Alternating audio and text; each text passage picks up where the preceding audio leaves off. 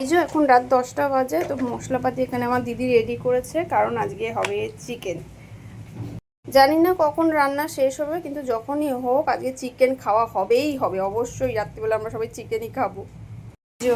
এখানে চিকেন রয়েছে, আর এখানে বাইরে প্রচণ্ড বৃষ্টি হচ্ছে, রাতে খাওয়াটা মনে হয় জমে যাবে। এখানে মা আগে থেকে আটা মেখে রেখে দিয়েছে, আর জানি না এখন কখন রুটি হবে। আগে চিকেন করা শেষ হবে, তারপরে রুটি করা হবে। এখানে আমার দিদি 1 বাটি দুধ বার করেছে। দুধ কেন বার করেছে আমি জানি না, কারণ এখনও তো মাংস রান্না হয়নি। রান্না হলে নয় একটু দুধ দিয়ে কষানো যায়, কিন্তু চলো দেখি কেন দিদি দুধ বার করেছে।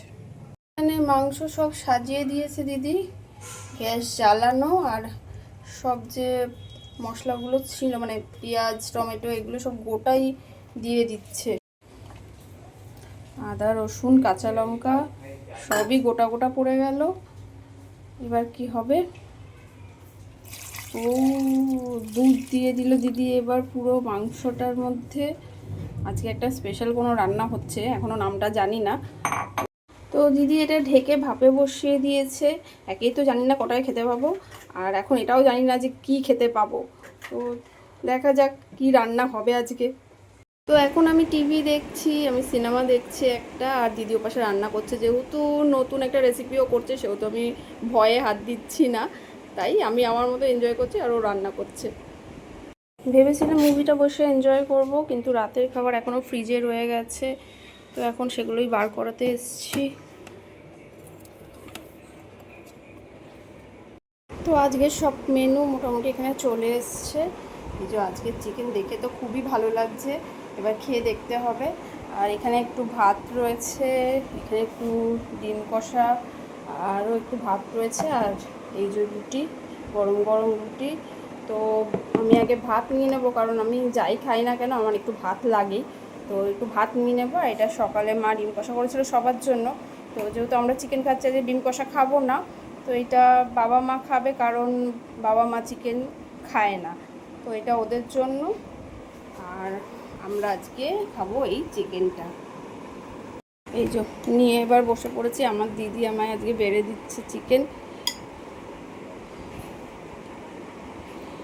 তো ভাত রুটি দুরকমই নিয়ে বসে পড়েছি, আগে আমি একটু ভাতই খাবো। এই হলো আমার দিদির বানানো চিকেন।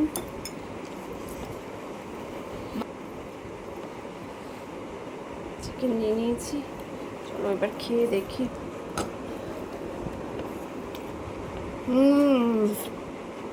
খুব ভালো হয়েছে, সত্যি খুব ভালো হয়েছে।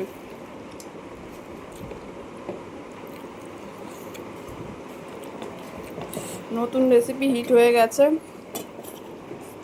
আর বাইরে বৃষ্টি হচ্ছিল, কিন্তু বৃষ্টিটা এখন একদম থেমে গেছে। তো বৃষ্টি না হলেও এই চিকেনটা দিয়ে সত্যিই জমে গেছে। আর দিদি এখন বললো এটার নাম দুধ চিকেন। তো চলো এবার রাতে ডিনার শেষ করে নিই। লাস্ট পাতে নিয়ে নিয়েছি মিষ্টি। আমাদের রোজ একটু মিষ্টি হলে ভালো হয়, সব সময় তো হয় না, যাই হোক যেদিন যেদিন থাকে সেদিন সেদিন খাওয়া হয়। তো এখন খাচ্ছি মিষ্টি। চলো মিষ্টি খেতে খেতে যে ভিডিওটা এখানেই শেষ করে দিলাম।